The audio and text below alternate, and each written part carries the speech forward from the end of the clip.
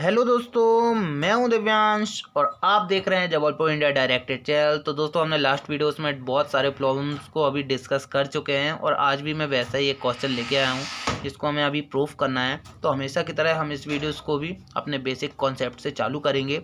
सब चीज़ हमें क्वेश्चन बताता है तो हम उसी के अकॉर्डिंग चलेंगे।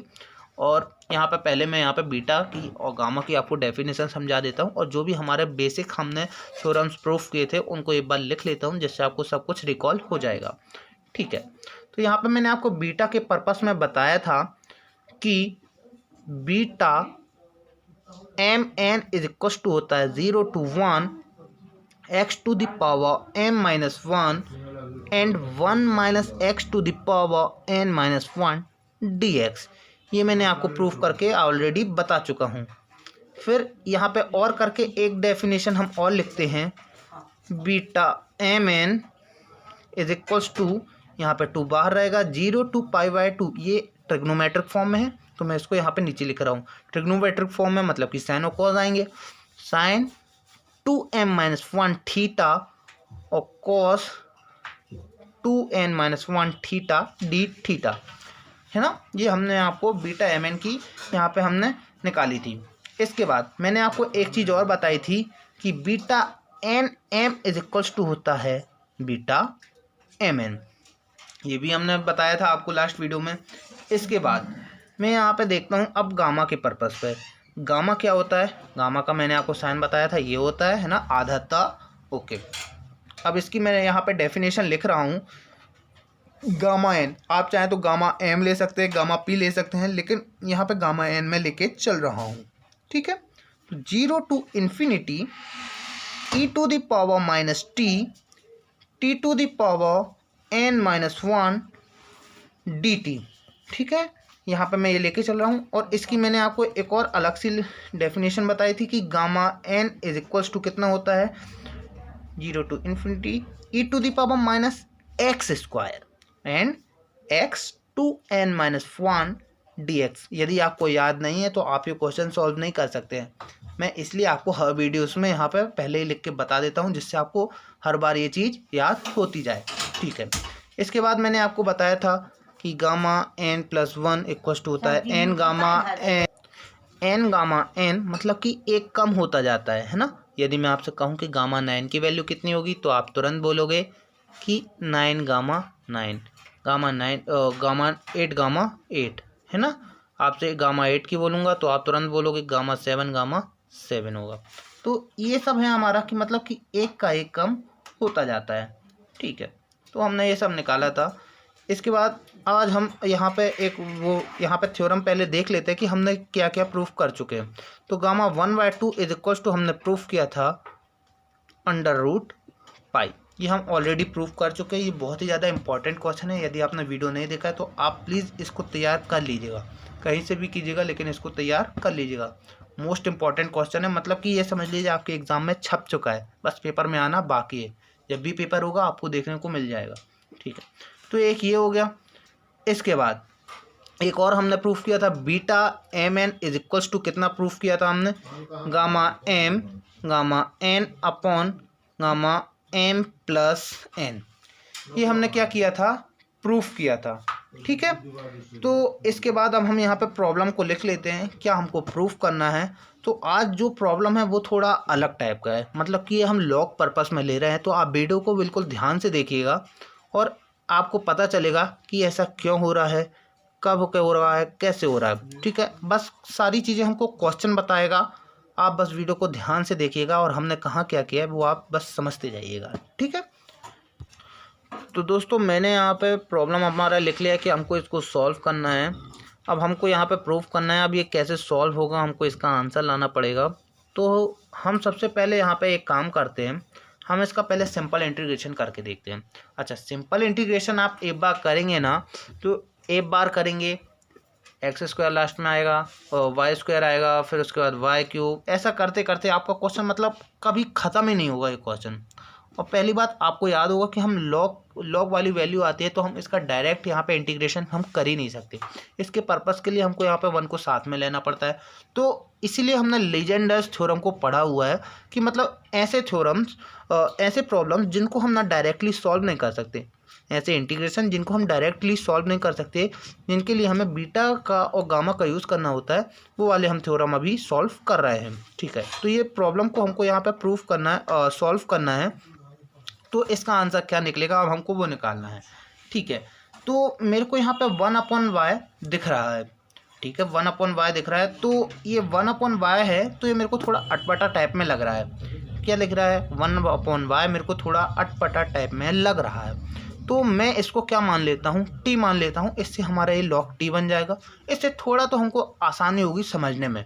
तो मैं यहाँ पे क्या करता हूँ, 1/y को क्या मान रहा हूँ? यहाँ पे t मान रहा हूँ। क्या मान रहा हूँ? t। तो log 1/y इक्वल टू मैंने कितना मान लिया? यहाँ पे t माना है। ठीक है, तो यहाँ पे जब भी log हटता है तो यहाँ पे जाके e की पावर में जाता है। आपको पता है ये चीज़। यहाँ से जब भी log हटेगा, यदि नहीं पता है तो यहाँ से जब भी log हटता है, यहाँ पे e की पावर में ये वाली पावर चढ़ जाती है। ठीक है, तो मैं यहाँ पे लिखता हूँ 1/y इज इक्वल टू कितना हो जाएगा? e की पावर t चढ़ा दिया मैंने। इसके बाद अब मेरे को निकालना है y की वैल्यू। तो y की वैल्यू कैसे निकलेगी? et नीचे जाएगा, मतलब कि y इक्वल टू 1/et हो जाएगा। इसको यहाँ पे और इसको यहाँ पे भेज दिया। ठीक है, ये हमारा हुआ। इसके बाद हमारा क्या हो जाएगा? मैं इसको यदि चाहूँ तो y equal to et inverse लिख सकता हूँ, e की पावर माइनस टी, ये आ जाएगा हमारा। तो इतना तो हम कर लेंगे, लेकिन यहाँ पे अब हमारा वेरिएबल भी चेंज हो जाएगा। वेरिएबल आप समझ रहे हैं ना, ये dy है। तो देखिए कैसे चेंज होगा। तो हमने यहाँ पे लिखा था log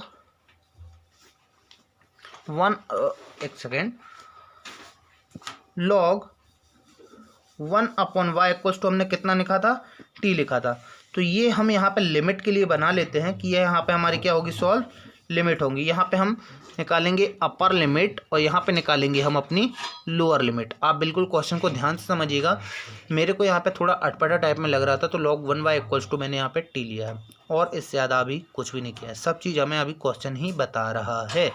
ठीक है, और यहाँ पर मैं इसका थोड़ा यहाँ पर वेरिएबल सॉल्व कर लेता हूँ। y equal to e minus T कितना निकल आएगा? dy, ये माइनस बस बचेगा यहाँ पे नीचे, तो minus e to the power minus T कितना बन जाएगा? dt, यही बनेगा। माइनस आ जाएगा ये, और e की पावर माइनस टी dt आपको पता है ये कैसे आता है। ठीक है, अब इसके बाद मैं यहाँ पे अपर लिमिट निकालता हूँ। तो अपर लिमिट यहाँ पे पहले मैं लोअर लिमिट और अपर लिमिट देख लेता हूँ।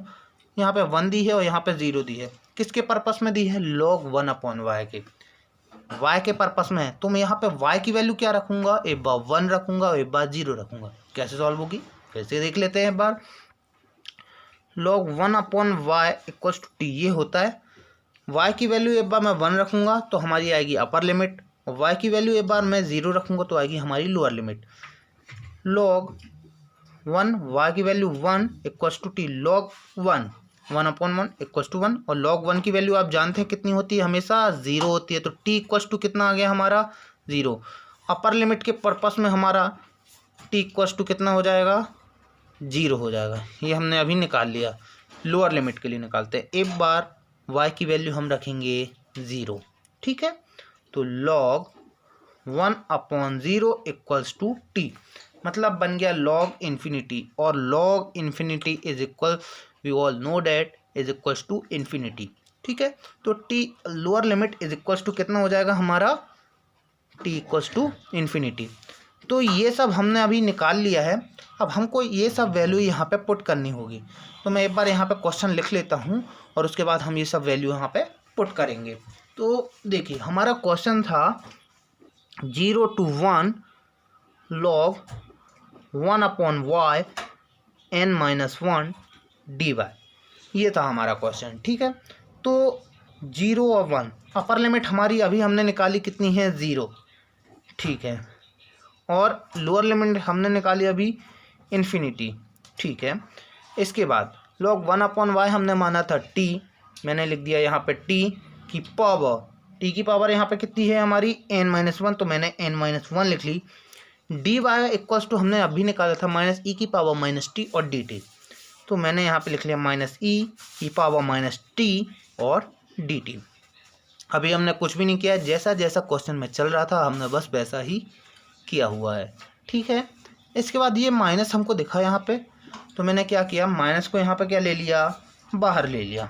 मैंने लिया माइनस को बाहर, minus 0 infinity 0 t to the power n-1 e to the power minus t dt। मैं इसको थोड़ा नेक्स्ट पेज में लिख लेता हूँ।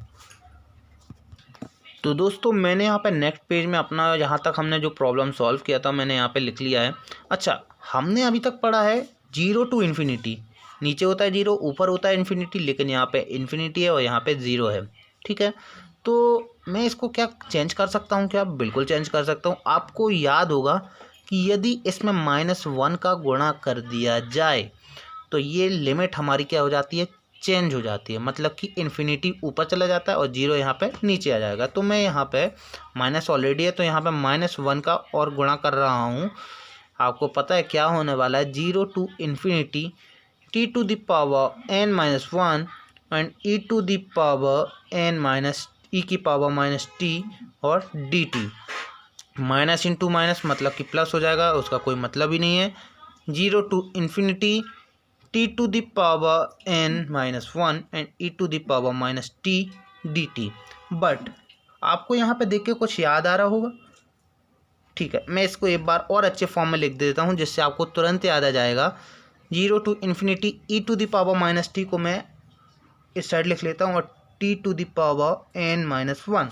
अच्छा, आपको लग रहा होगा t टू द पावर क्या है, तो आपको देखिए, we all know that what is this, 0 to infinity t to the power n-1 e to the power minus t dt, है ना, इज इक्वल्स टू कितना होता है? आपको याद होगा गामा फंक्शंस में हमने यहाँ पे गामा एन की लैंग्वेज पढ़ी थी, यहाँ पे डेफिनेशन पढ़ी थी।